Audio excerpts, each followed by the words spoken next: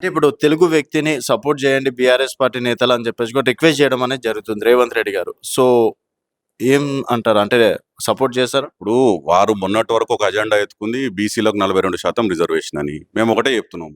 మీకు చిత్తశుద్ధి ఉంటే కాళ్ళకు బొంగరాలు పెట్టుకొని ఢిల్లీకి పోయి అక్కడ ధర్నా డ్రామా అని చెప్పి 3 రోజులు అక్కడ కూర్చొని తిష్టేసి పెద్ద పెద్ద మాటలు మాట్లాడొచ్చిర్రు. మరి మీరు ఎవరినైతే నామినేషన్‌కి ఎంపిక చేసుకుర్రో మరి ఒక బీసీ నాయకుడినే చేయొచ్చు కదా! కంచా ఎలయ్యగానే చేయొచ్చు కదా! అని చెప్పి కేటీఆర్ గారు కూడా మాట్లాడినారు. అక్కడనే మీకు చిత్తశుద్ధి అర్థమైపోతది కదా! ఓకే. మీరు మాట్లాడే మాటలకు, మీరు చేసే చేతలకు క్రిస్టల్ క్లియర్‌గా మీతోని కాదు. ఈరోజు ఏమంటున్నారు? రాహుల్ గాంధీ ప్రధానమంత్రి అయినాక మేము బీసీలకు రిజర్వేషన్. మీతోని అది కాదు, మీ చేతిలో లేనిది. మేము ఒకటే చెప్పినాం ముందు కూడా.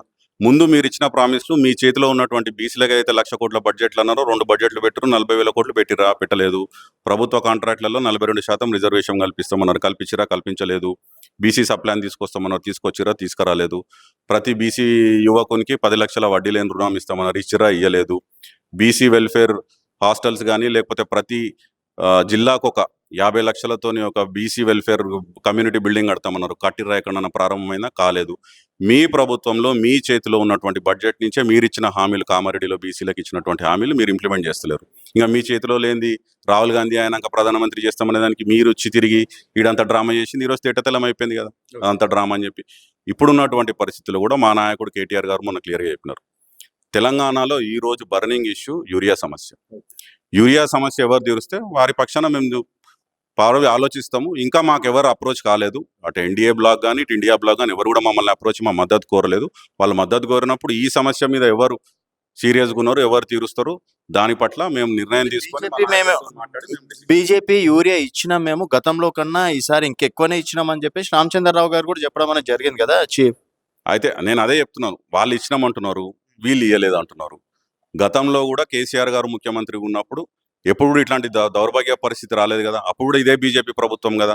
మరి అప్పుడు సాఫీగా సప్లై చైన్ ఏదైతే క్లియర్గా అంటే అవసరానికి తగ్గట్టు యూరియా ఎట్లా సప్లై అయింది, ఈ రోజు ఎత్తు అవుతలేదు. అంటే మీకు ఎక్కడో రాష్ట్ర ప్రభుత్వానికి కేంద్ర ప్రభుత్వానికి మధ్య ఒక కోఆర్డినేషన్ ఫెయిల్ అయింది. 100% చేస్తుండొచ్చు కాంగ్రెస్ నాయకులు. ఎందుకంటే మొన్నటి వరకు మా నాయకులు క్లియర్గా చెప్పారు కదా, సివిల్ సప్లైస్కు సంబంధించి కూడా పెద్ద ఎత్తున దాదాపు 1000 కోట్ల స్కామ్ జరుగుతుంది సివిల్ సప్లైస్లో అని చెప్పినారు కదా. కాంగ్రెస్ అంటేనే కాంగ్రెస్ అంటేనే కాంగ్రెస్. దేశంలో వాళ్ళు దోచుకొని నాకు తెలిసి పంచభూతాలని కూడా విడవలేదు వాళ్ళు.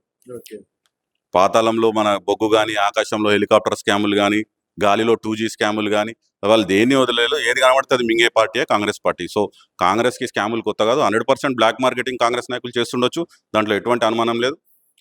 ప్రభుత్వం బాగాలేదు కాబట్టి అంతరంగం ప్రాబబ్లీ ఇన్వెస్టిగేట్ చేస్తలేదేమో. కానీ ఇంకో 3 సంవత్సరాల తర్వాత ఏం జరిగింది అనేది మళ్ళీ అన్ని బయటకు వెళ్తాయి.